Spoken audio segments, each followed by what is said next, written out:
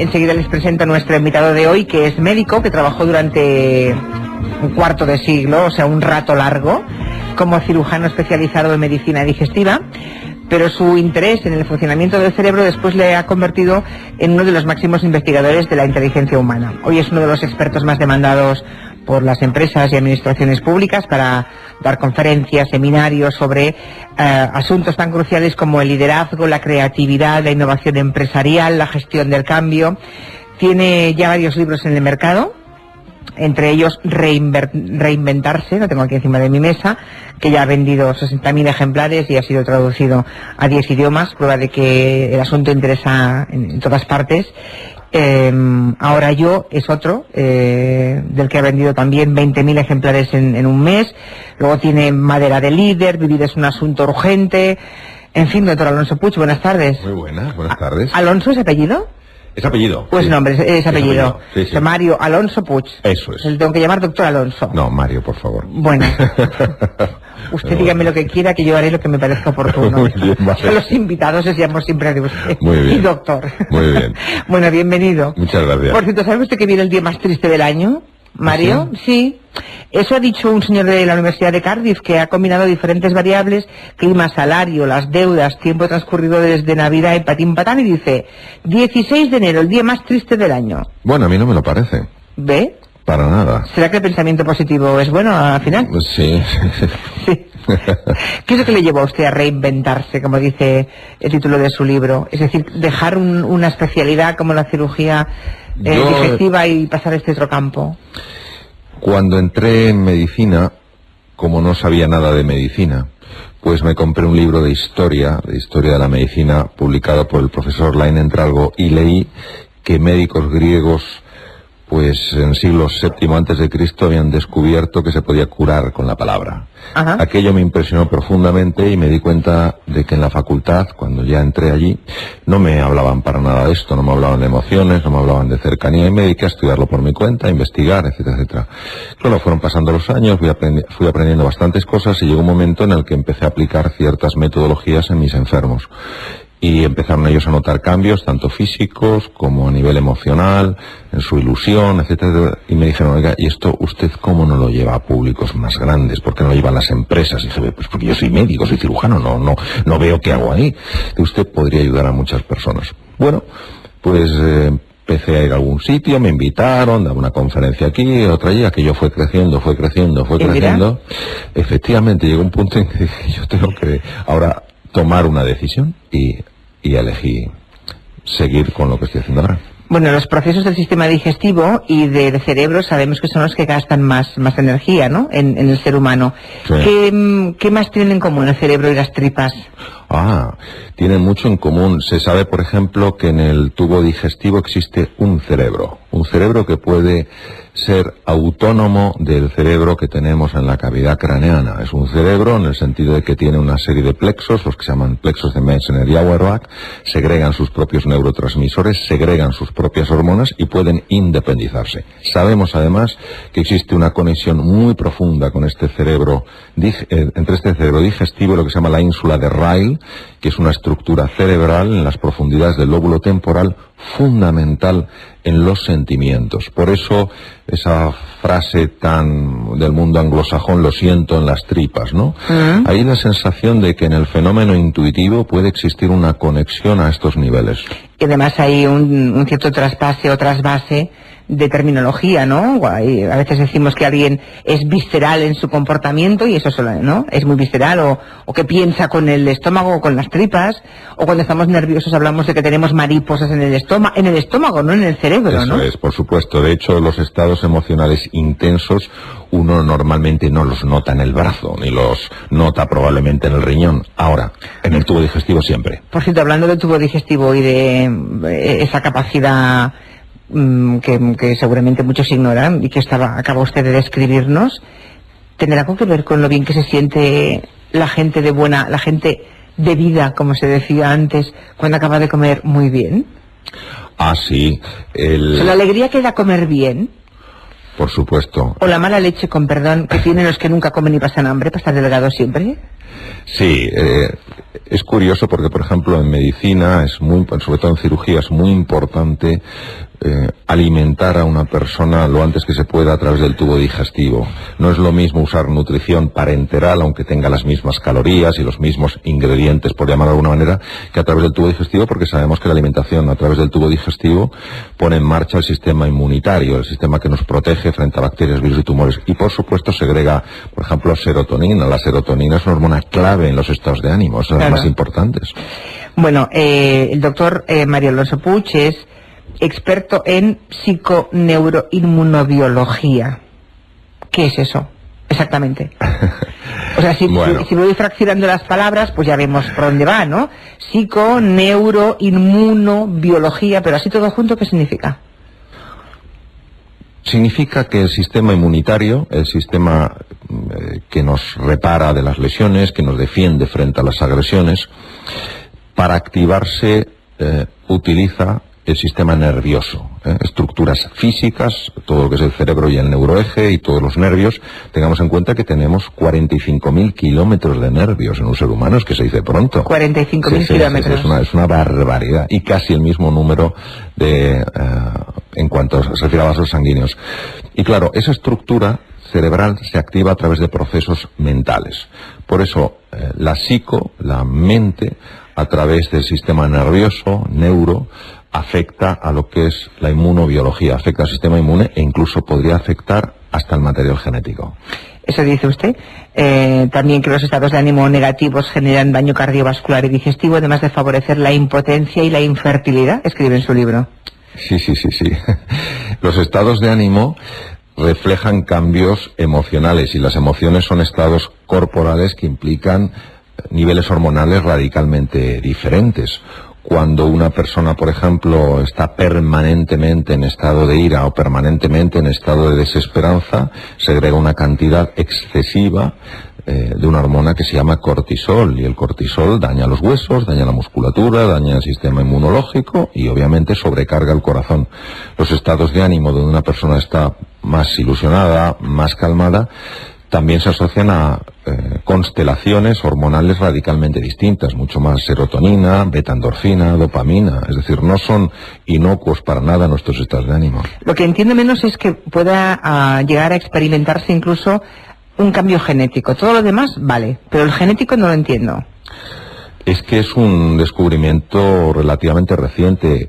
Nuestros genes codifican la formación de una serie de proteínas, y durante mucho tiempo se pensaba que directamente el gen se expresaba y ya estaba. Hoy hay toda una ciencia que se llama epigenética, que ha demostrado que junto a los genes están los epigenes, que quiere decir algo que está por encima del gen.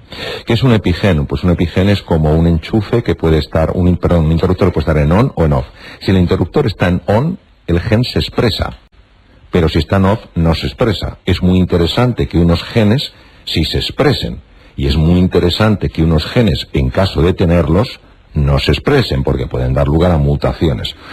Claro, esto sería revolucionario, o está siendo revolucionario, algo de lo que no se hablaba en ciencia hace unos años, ahora verdaderamente se habla con mucha intensidad, porque quiere decir que nuestros estados de ánimo, cuando están mantenidos en el tiempo, podrían tener algo que decir a la hora de qué genes hablan y qué genes se callan. Lo que ocurre es que eso que más o menos entra pues en relación con el llamado pensamiento positivo, y como el control de las emociones y del pensamiento puede ser bueno para nosotros, también tiene detractores últimamente, doctor Alonso, que son los que dicen, jolín, el enfermo de cáncer que al final acabamos muriéndose parece que sea culpable porque no ha conseguido imponerle pensamiento positivo. Es decir, que hay una parte que es un poco demoledora. No, sí. A mí me parece este razonamiento y este comentario fundamental de hacer. A ver, yo creo que lo peor que se puede hacer en cualquier cosa es ser dogmático. Y cuando la ciencia da un puñetazo en la mesa y dice, y punto final,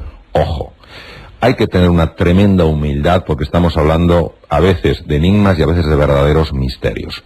Por supuesto que puede darse esta situación. Una persona enormemente positiva, con todo el apoyo familiar, con el mejor tratamiento, pues puede no tener un desenlace. Debería diagnosticar un cáncer de páncreas y ¿qué? Puede no tener efectivamente un desenlace que es el que lógicamente uno le haría ilusión que tuviera. Sin embargo, dicho esto, hay que añadir lo siguiente. Si sabemos que una persona que tiene un estado de ánimo elevado, es decir, que reconociendo la dificultad también piensa que tiene opciones para salir adelante, sabemos que el tipo de hormonas que pone en marcha favorecen la puesta en actividad de una serie de células como los linfocitos CD4, los NK, que son claves para luchar contra los tumores. Es decir, seguridad en la vida solo tenemos una. En un momento determinado nos vamos de este barrio. El resto que hacemos, aumentar las posibilidades. Y por eso yo estoy de acuerdo con aquellas personas que a veces se enfadan con tanto, sé positivo, sé positivo. Momento. Ser positivo aumenta las opciones. Lo que no nos da es una garantía. Yo lo que pasa es que en la vida prefiero jugar con el mayor número de opciones que pueda. Claro. Durante mucho tiempo se ha creído que las neuronas no podían regenerarse. Yo esto desde que soy pequeña lo vengo escuchando, ¿no? Que a partir de cierta edad, muy temprana por cierto, empezamos a perder neuronas. Sí, sí. Y ya, bueno, uno se imagina que llega a los 50 en un estado lastimoso y aún así hacemos un programa de radio. Es decir, lo siento por los oyentes. Pero creo que ahora la cosa está cambiando y hablan ustedes de neuroplasticidad, ¿no? ¿Qué es eso? Sí.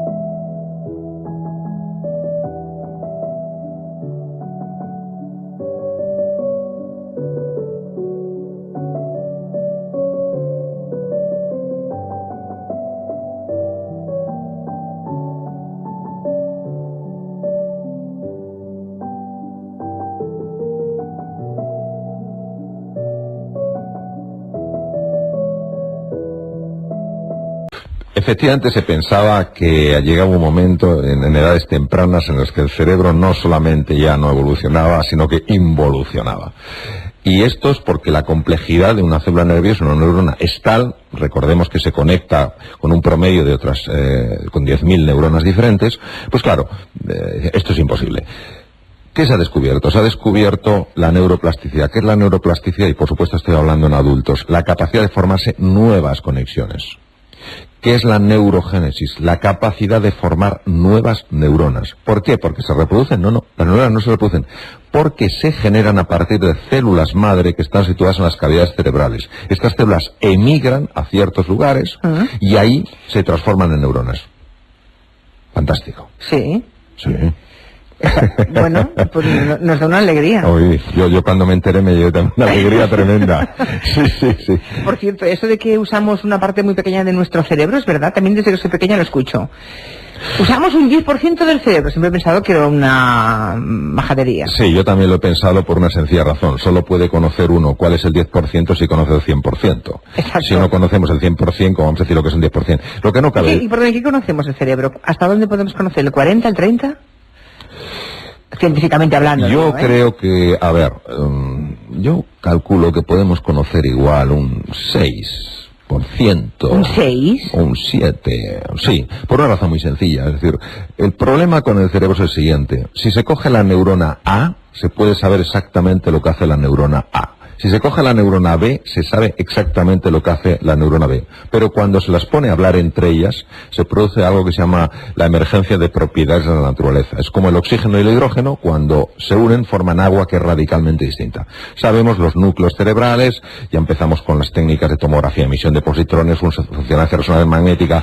A ver, las áreas cerebrales que se activan, pero lo que no acabamos de entender es la interacción entre cerebro y mente. No entendemos qué es la consciencia. ¿Es realmente un barrido de 40 ciclos por segundo? ¿Qué es la consciencia? Ahí es donde estamos muy perdidos. No en las estructuras cerebrales, que conocemos una barbaridad, no en el funcionamiento de esas estructuras, sino sobre todo en la interacción entre el cerebro y la mente.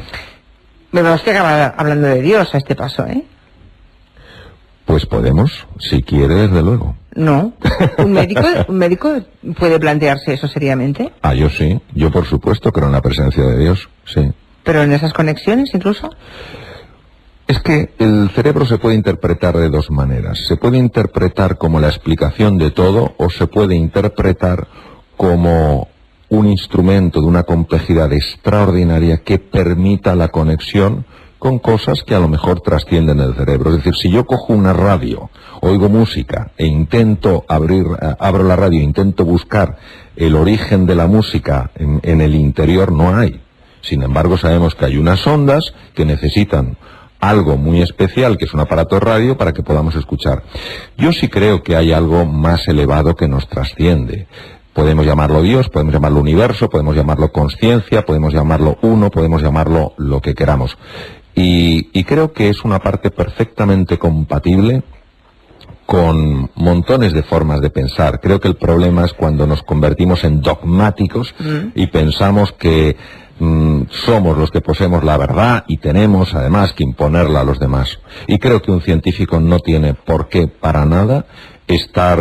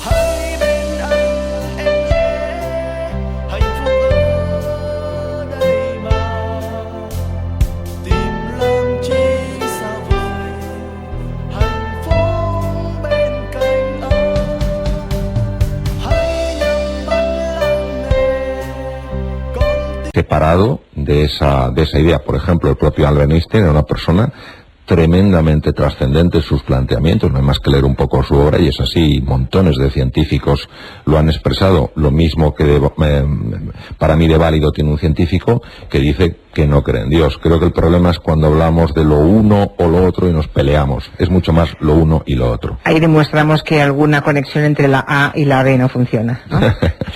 En el dogmatismo, seguramente. Por cierto, volviendo a sus orígenes, como cirujano experto en el aparato digestivo, lo que sí es cierto es que el ser humano empezó a desarrollar su cerebro cuando empezamos a comer más proteínas, o sea, cuando nos hicimos más carnívoros y pudimos dedicar mucho menos energía a la digestión, con lo cual, como nos sobraba energía, empezó a desarrollarse nuestro cerebro, ¿no? Hay dos cosas que son diferentes y son complementarias. Es cierto que al tener un aparato digestivo más corto que el de un rumiante o de un ser que se alimenta sobre todo vegetales, obviamente pues esa energía se puede derivar a otras partes. Hay algo que nadie ha podido explicar todavía, que algunos le llaman como el equilibrio puntual.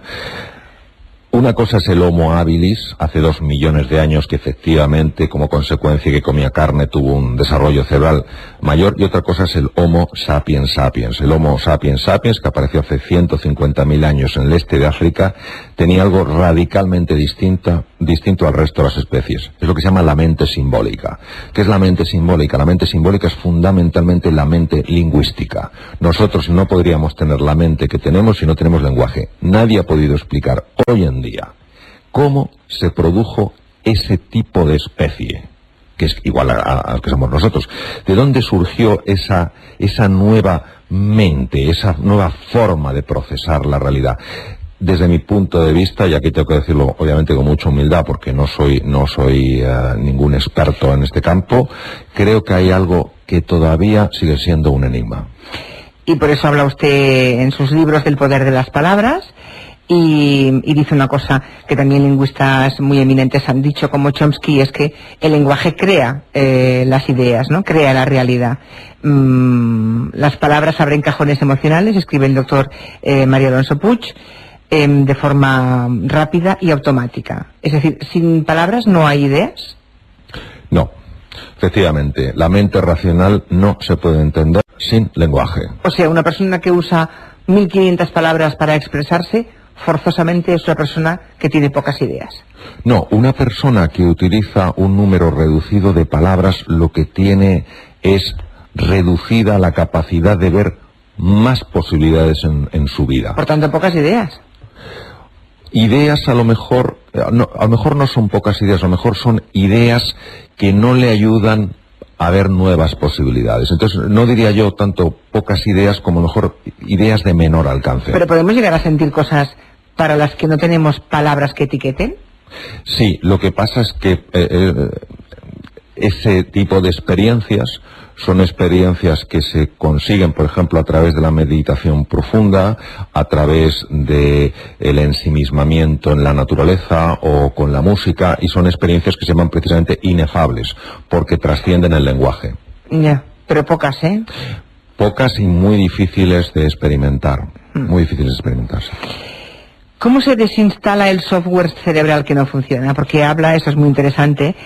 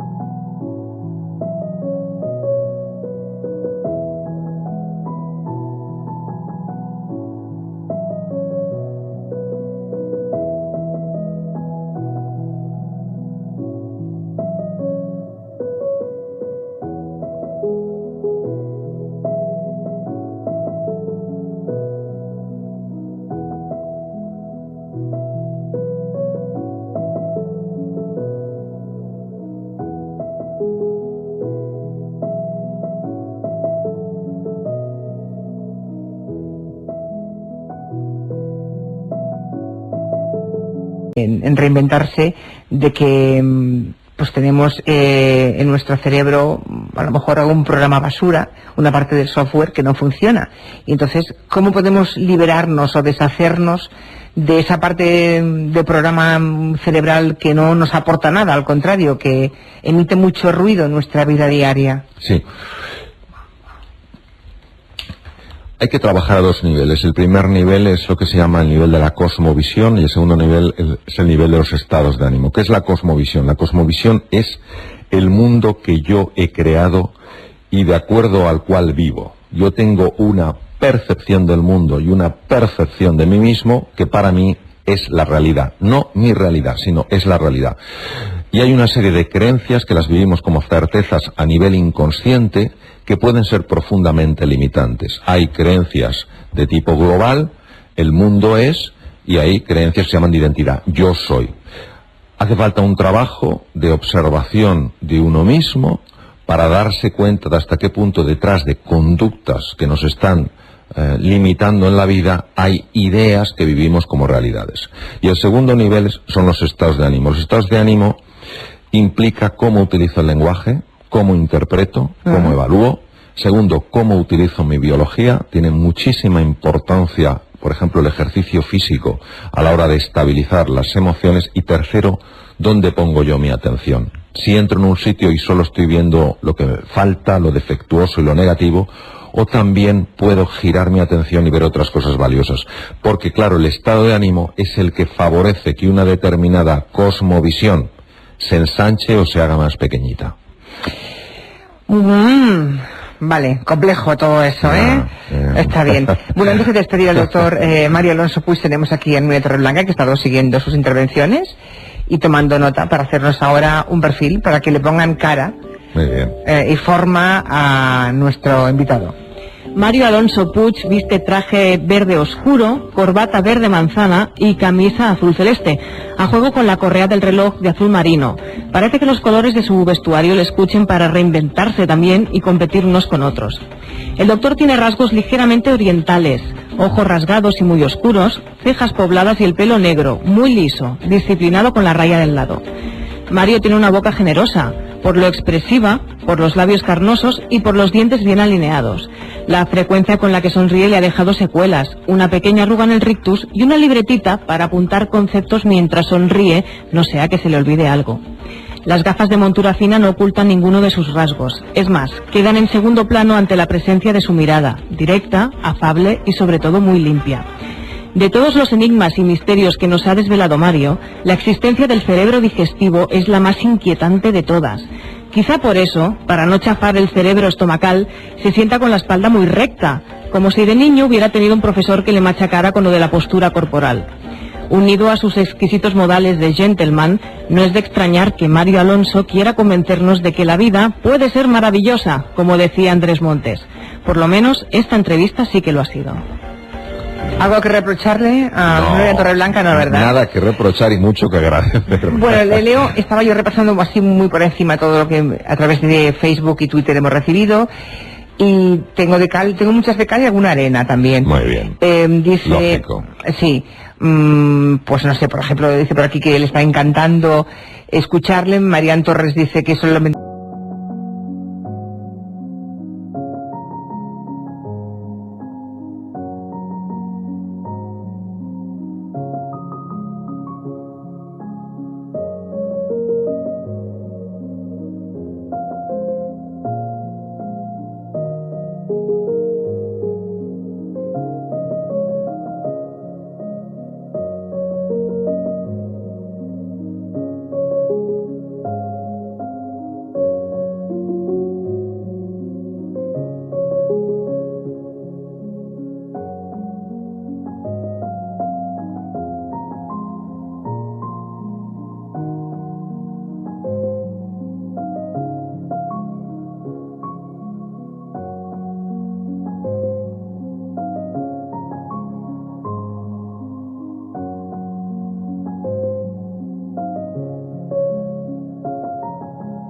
Con escucharle ella se siente mucho más positiva, enhorabuena por su trabajo.